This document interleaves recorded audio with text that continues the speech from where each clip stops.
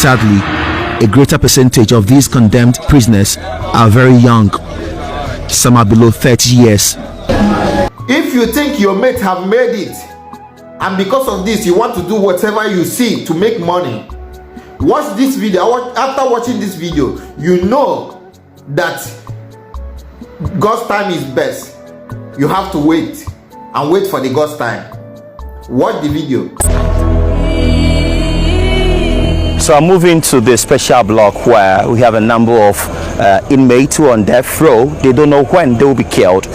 Their anxiety levels are just too much. I understand some have exhibited so much remorse and they wish they could go home.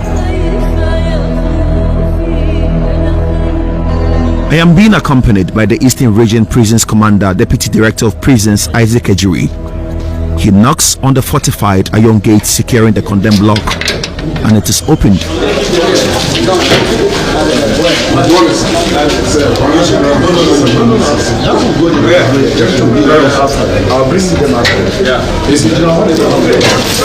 Life virtually ends here. Dreams are shattered immediately you are marched to this block. The scary sounds of death is all you hear ringing in your ears every second.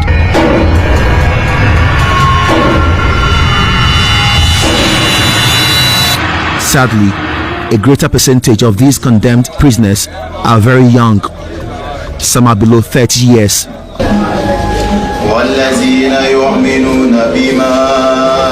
23-year-old Abdul Halik Hamza is one of the prisoners. He can be killed through hanging anytime. I find him in a small makeshift mosque made for them in the condemned block. This is where Halik consoles himself anytime it dawns on him that he killed and he must also be killed. The Quran is his companion. Sadly, his journey into the condemned block started right after reading his Quran and offering his Maghrib prayers on 13 July 2013 in Tamale, the northern regional capital.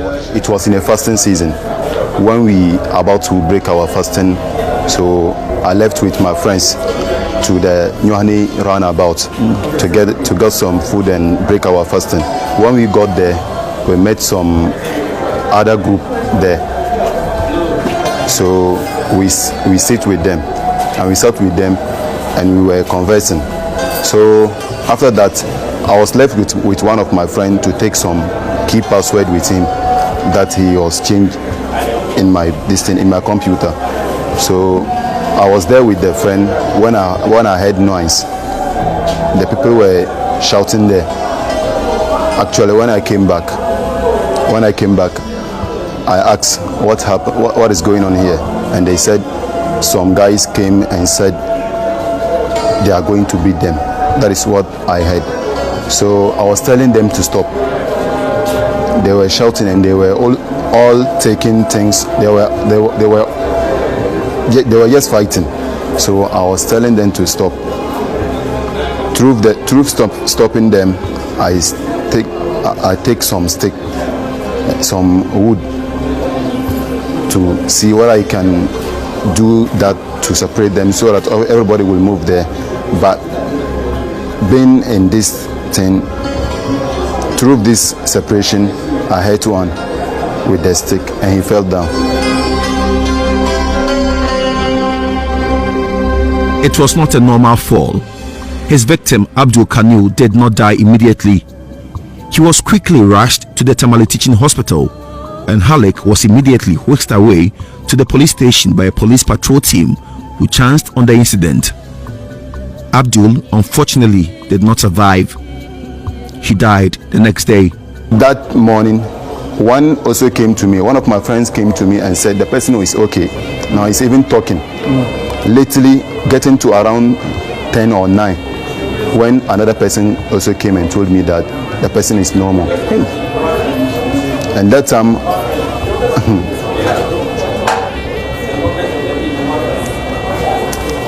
I've never met that thing before, and I've never think of it. So that time I make confused, because how can a human being lost in life through in your hands? So that time I was even confused. I was in the cells and they told me to eat, and I said no, I can't eat. This is what is going on. and what is going on, that thing, I've never seen some before, so I can't live with it. And they told me I should be patient. This one, it is not my fault, but God knows why. That's what my friends in the cell told me.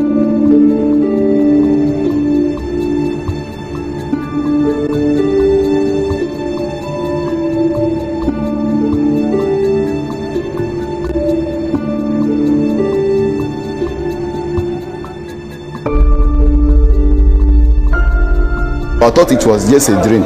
So when they come and announce this to me, in fact,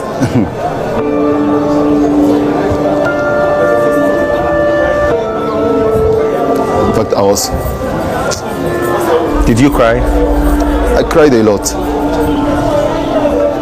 and even 3 days self, I do not eat. 3 days. When they were brought food, my people brought food and said they are on it, and I said not they are on it that I'm checking. What happened? What happened? What really happened? And that is what I'm thinking of, but not you are on it. So what exactly happened to Abdul after he was hit with a stick? I have come to Tamale to find out more. In the Attorney General's office here in Tamale, I am handed a dossier of documents on Halik, including his first charge sheet on 16 July 2013, his response and other statements from the investigators. Halik admits in a statement to the police that indeed he hit his victim with a piece of wood. He, however, kept stressing the fact that it was not premeditated. I checked the next paper, and there is the autopsy report answering my question on why 27-year-old Abdul Kanil died. The autopsy was done on 17 July 2013, 2 days after his death. The forensic pathologist with the Tamale Teaching Hospital, Dr. Edmond Dea Moni, states in his report that Abdul suffered severe head injury, massive scalp hematoma, that is a solid swelling of clotted blood with the tissues, and multiple skull fractures, as well as blunt trauma. Per the autopsy report, all these happened because of the piece of wood Abdul was hit with. Halik got to know later that he was even related to his victim. He was a member of his extended family that he didn't know.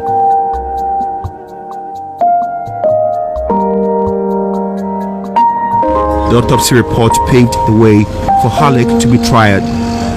The trial took 3 years. Halik had high hopes he will escape any form of long custody because he had maintained over and again that he did not intentionally kill.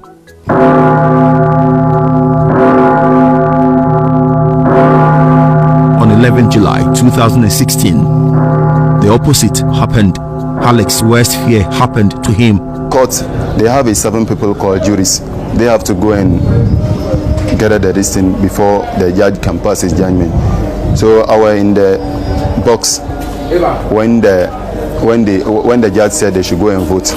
They went and voted and came back and said, this is the matter. And the judge too said, they said you are guilty of the offense. So me too, I agree with them. And he asked me that whether I have something to say, and I said no, because how it was come, because he said these people have agreed that I'm guilty of the offense. I have nothing to do again. And that time too, sir, that time, in fact, I was very aback. That time, when he just said, I sentence you to death sentence, condemned by hanging. What I was really feeling something different. Like That time I didn't even feel myself in the court. There is a reason the jurors and the judge retired to their closets to consult, as happened in the case of Halik, as former Supreme Court Judge Justice Stephen Alambrobe explains. In murder cases, I was in the assizes for some years. In murder cases, the charges are prepared. They are prosecuted by the prosecutor. Usually murder cases are by lawyers or very senior state attorneys or police officers. Evidence is led and then at the end of the trial, the judge sums up the law and the evidence to the jurors. That is the difference. And then after summing up the law and the evidence to jurors, they retire and consider whether the person is guilty or not guilty on the basis of the law and the evidence as summed up by the judge. Now, if they are unanimous that the person is guilty of murder, when they return to the courtroom and they announce the verdict of guilty of murder against the accused person, the judge has no option but just to say, then the sentence for death in this country by law is that you are to be killed or hanged, period. So it's the jurors who decide whether or not the person is guilty, and the judge merely pronounces what the jurors decide and it goes on to impose the sentence. The sentence is tied up